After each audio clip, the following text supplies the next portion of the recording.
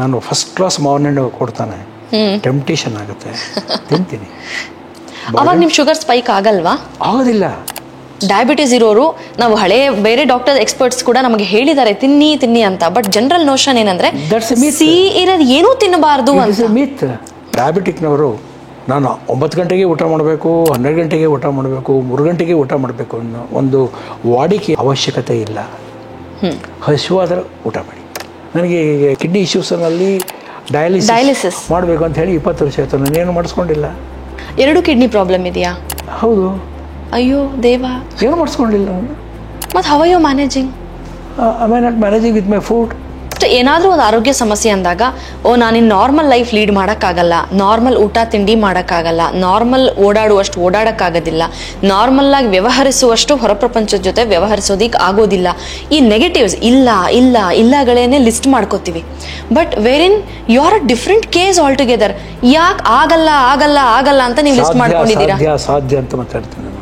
ಇದು ವಿಸ್ಮಯನ ಅಥವಾ ಇದೇ ನ್ಯಾಚುರಲ್ಲ ಅಂತ? All these diseases are man made.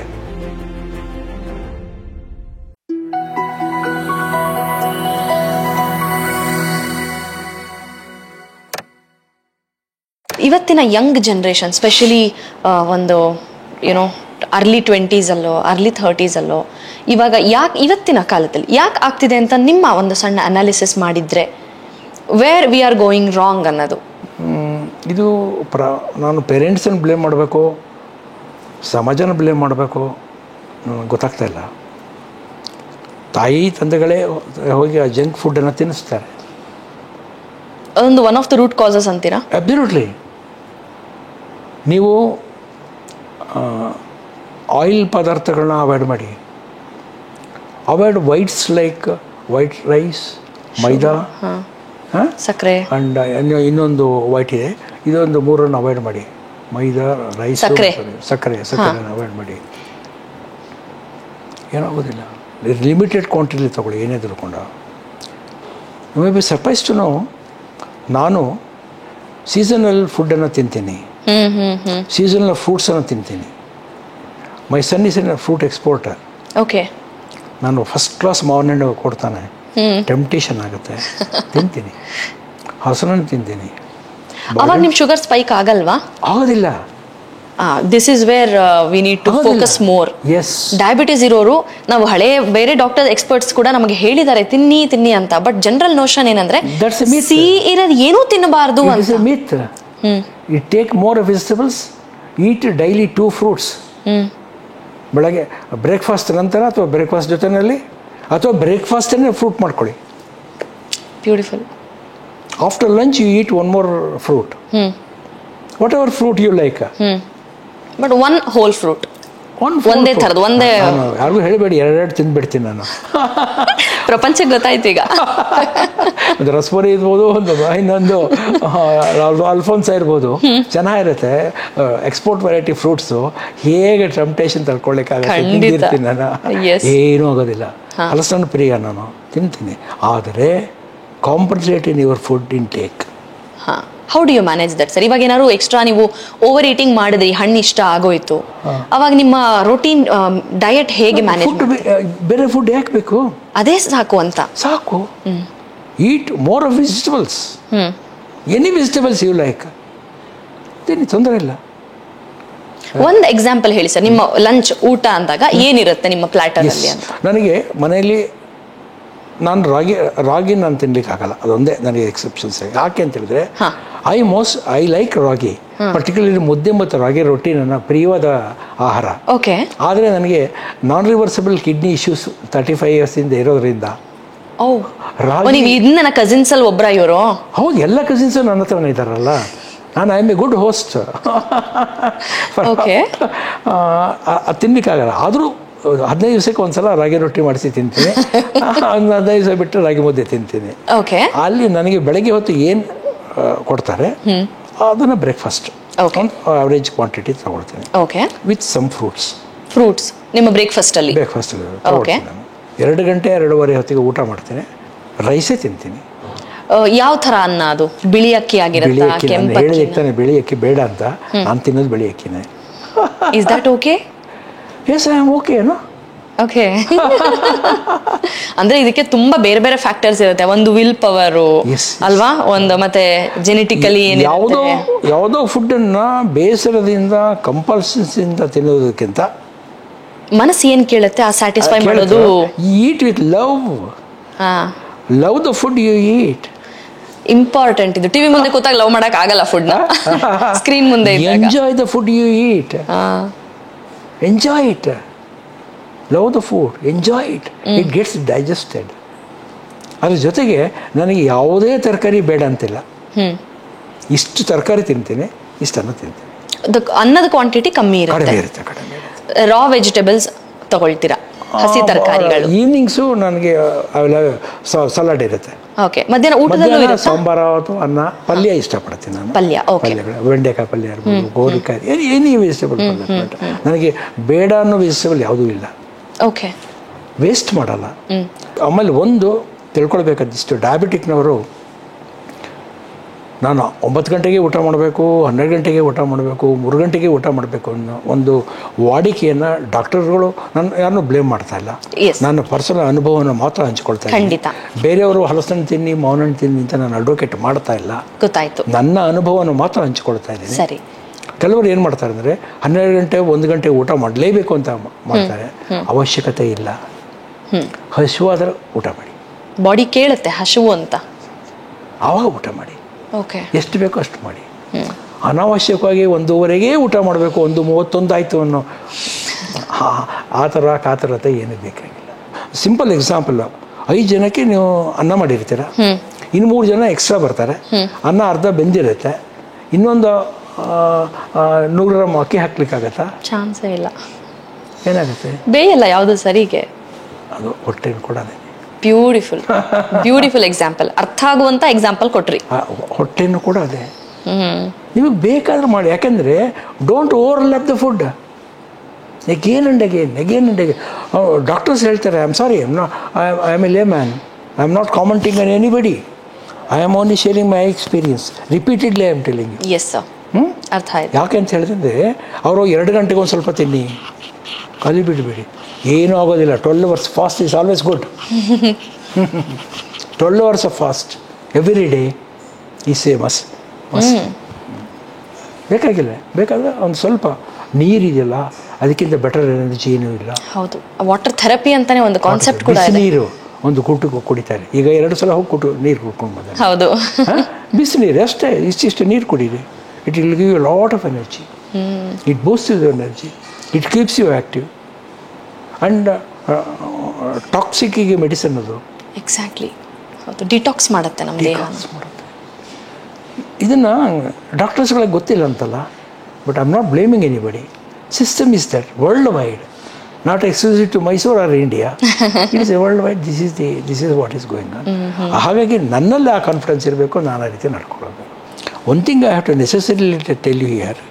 So ಸ್ವಲ್ಪ ಬಿಯಾಂಡ್ ದಿ ಸಬ್ಜೆಕ್ಟ್ ಆದರೂ ಕೂಡ ಇದನ್ನು ಪ್ರತಿಯೊಬ್ಬರು ತಿಳ್ಕೊಳ್ಬೇಕಾದ್ದು, ಒಬ್ಬ ಮನುಷ್ಯನಿಗೆ ಒಬ್ಬ ಡಾಕ್ಟರು, ಒಬ್ಬರು ಅಡ್ವೊಕೇಟು, ಒಬ್ಬರು ಚಾರ್ಟರ್ಡ್ ಅಕೌಂಟೆಂಟು, ಒಬ್ಬರು ಪೊಲೀಸ್ಮನ್ನು, ಇಷ್ಟು ಜನ ಕನ್ಸರ್ನ್ ಇರೋರು. Even if one is of less knowledge, concern ಇರೋ ಒಂದು ಅಸೋಸಿಯೇಷನ್ ಬೇಕಾಗತ್ತೆ. ಆ ಥರ ಪರಿಚಯದವ್ರು ಇರಬೇಕು, ಒಬ್ರು ಹತ್ತಿರದಿಂದ ಗೊತ್ತಿರೋರು. ಒಬ್ಬ ನನ್ನನ್ನು ಒಬ್ಬ ಕ್ಲೈಯಂಟ್ ಅಂತ ನೋಡಬಾರ್ದು, ಫ್ಯಾಮಿಲಿ ನನ್ನವನು ಅಂತ ನೋಡಬೇಕು. When they have that concern, an advocate, a doctor, a policeman and a chartered accountant, your life will be easy, particularly when you are a social figure. Exactly. ಯಾವಾಗ ನಿಮಗೆ ಈ ಥರ ತೊಂದರೆ ಇದೆ ಅಂತ ಗೊತ್ತಾದರೆ ವಾಲಂಟರಿ ಸರ್ವಿಸ್ ನಮಗೆ ಇದು ಸಿಗುತ್ತೆ, ಕನ್ಸರ್ನ್ ಸಿಗುತ್ತೆ, ಕೇರ್ ಸಿಗುತ್ತೆ, ಸರಿಯಾದ ಕೇರ್ ಸಿಗುತ್ತೆ, ಎಷ್ಟು ಬೇಕೋ ಅಷ್ಟು ಸಿಗುತ್ತೆ. Nothing is exaggerated. ನನಗೆ ಕಿಡ್ನಿ ಇಶ್ಯೂಸ್ನಲ್ಲಿ ಏನು ಹೇಳ್ತೀರ ಅದಕ್ಕೆ ಎಂತ ಏನು ವಾಟ್ ದಟ್ ಥೆರಪೀಸ್ ಡಯಾಲಿಸಿಸ್ ಮಾಡಬೇಕು ಅಂತ ಹೇಳಿ 20 ವರ್ಷ ಆಯಿತು, ನಾನೇನು ಮಾಡಿಸ್ಕೊಂಡಿಲ್ಲ. 2 ಕಿಡ್ನಿ ಪ್ರಾಬ್ಲಮ್ ಇದೆಯಾ? ಹೌದು. ಅಯ್ಯೋ ದೇವ, ಏನು ಮಾಡಿಸ್ಕೊಂಡಿಲ್ಲ ನಾನು. ಮತ್ತು how are you managing?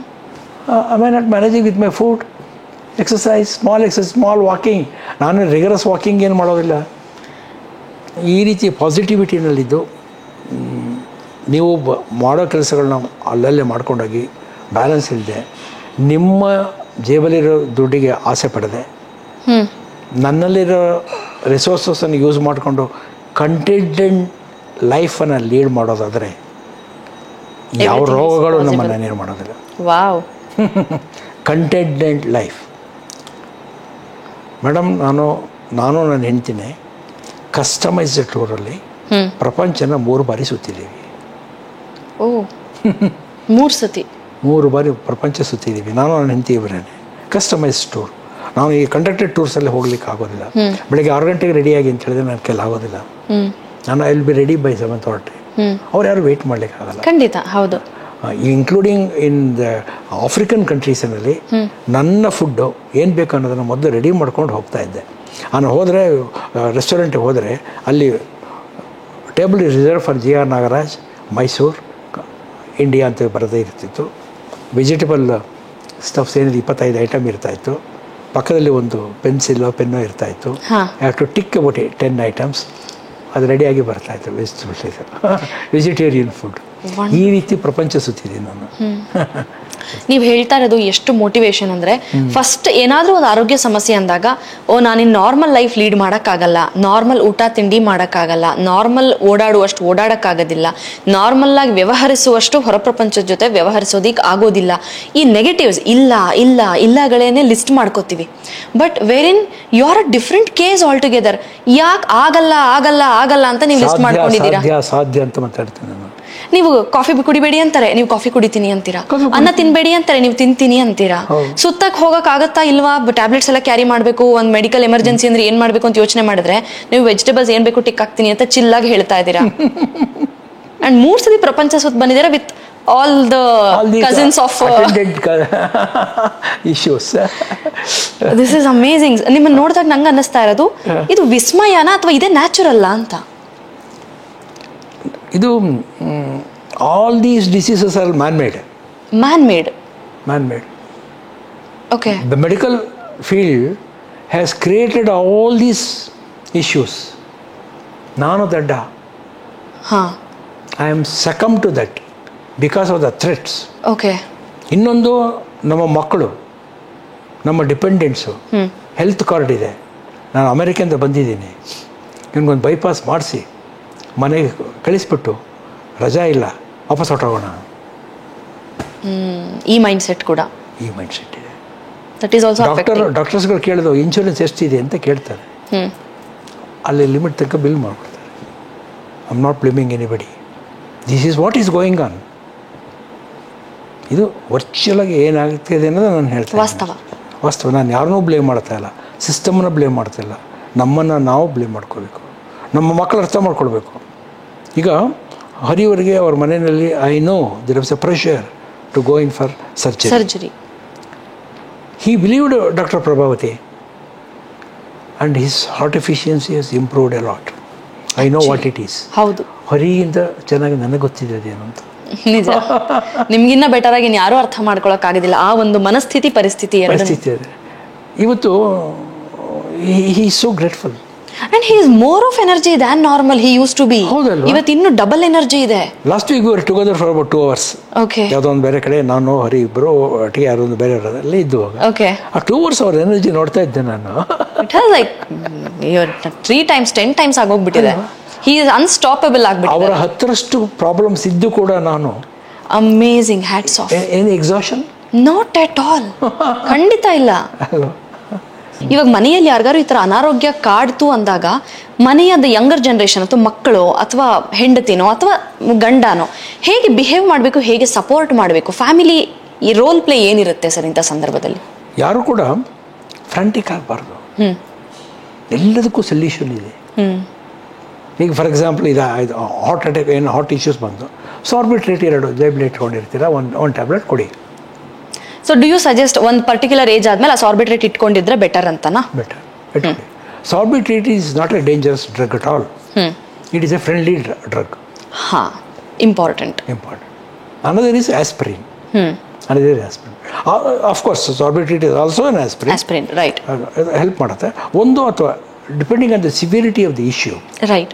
issue, the spouse, one of the spouse, both the spouse should know this. ಇಟ್ಕೊಂಡಿರ್ಬೇಕು. ಅದೊಂದು ಬೇಸಿಕ್ ಆಗಿ ಮಕ್ಕಳಿಗೆ ಗೊತ್ತಿರಬೇಕು, ಎಲ್ಲಿದೆ ಅಂತ ಗೊತ್ತಿರಬೇಕು. ನನ್ನ ಪರ್ಸಲ್ಲಿ ಇರುತ್ತೆ. ಸೊ ನೀವು ಕ್ಯಾರಿ ಮಾಡ್ತೀರಾ? ಯಾವಾಗಲೂ ಕ್ಯಾರಿ ಮಾಡ್ತೀರಾ? Yes, it should be on your body. Carry it on your body. Ladies ಆದರೆ ಪರ್ಸಲ್ಲಿ ಇರಲಿ, ಬೇಕೋ ಬೇಡೋ. After all what it does, it cost 5 rupees. ಈಗ ನಿಮ್ಮ ಮಾತುಗಳನ್ನ ಕೇಳಿ ನಮ್ಮ ಆಡಿಯನ್ಸಲ್ಲಿ ಯಾರಾದರೂ ಹೌದು ನಾನು ಮೆಡಿಸಿನ್ಸ್ ಮೇಲೆ ಡಿಪೆಂಡ್ ಆಗಲ್ಲಪ್ಪ, ನನ್ನ ಬಾಡಿನ ಪ್ರಿಪೇರ್ ಮಾಡ್ಕೊಳ್ತೀನಿ ಅಂತ ಒಂದು ಧೈರ್ಯನೋ ಒಂದು ಏನೋ ಪಣನೋ ತೊಟ್ಟರು ಅಂತಂದರೆ ಆ ಒಬ್ಬ ಪರ್ಸನ್ಗೆ ಆ ಫ್ಯಾಮಿಲಿ ಮೆಂಬರ್ಸ್ನ ಸಪೋರ್ಟ್ ಹೇಗೆ ಬೇಕಾಗತ್ತೆ? ಯಾಕೆಂದರೆ ಇವತ್ತು ಎಲ್ಲರೂ ಮೆಡಿಸಿನ್ ಡಿಪೆಂಡೆಂಟ್.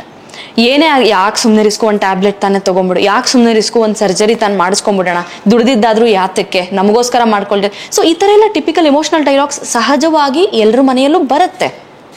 ಬಟ್ ಈ ಥರ ಒಂದು ಧೈರ್ಯ ತಗೊಳ್ತೀನಿ ಅಂದಾಗ ಮನೆಯವರೇ ಮೂಲ, ನೋಡ್ಕೊಳ್ಳೋರು ಎಂಡ್ ಆಫ್ ದ ಡೇ ಅವರೇನೆ, ಅಥವಾ ನಮ್ಮ ಜೊತೆಗೆ ಅವರು ಸಫರ್ ಮಾಡ್ತಾರೆ, ಬೀಟ್ ಆ ಥರ ಸಫರಿಂಗ್ ಆಗಲಿ ಈ ಥರ ಸಫರಿಂಗ್ ಆಗಲಿ. ಸೊ ಫ್ಯಾಮಿಲಿ ಮೆಂಬರ್ಸ್ಗೆ ಹೇಗೆ ನೀವು ಧೈರ್ಯ ಕೊಡ್ತೀರಾ ಇವಾಗ? It's very difficult to generalize. I understand. Generalize. It all depends on the contextual situations of every individual family.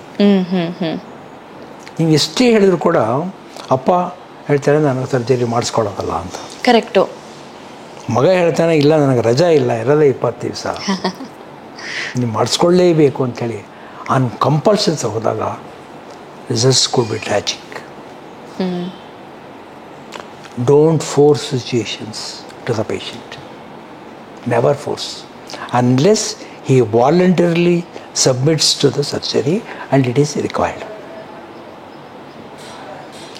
Essential ಅಲ್ಲ ಅಂದರೂ ಕೂಡ ಡಾಕ್ಟ್ರೇ ಹೇಳ್ಬಿಡಿ ಸರ್ಜರಿ ಮಾಡಬೇಕು, ನಂಗೆ ರಜಾ ಇಲ್ಲ, ನನ್ನ ಹೆಂಡ್ತಿಗೂ ರಜಾ ಇಲ್ಲ, ನಾವು ಹೋಗಲೇಬೇಕು, ಮಕ್ಕಳು ಸ್ಕೂಲ್ಗೆ ಹೋಗಬೇಕು, ಮಾಡ್ಕೊಂಡ್ಬಿಡಿ ಅಂಥೇಳಿ.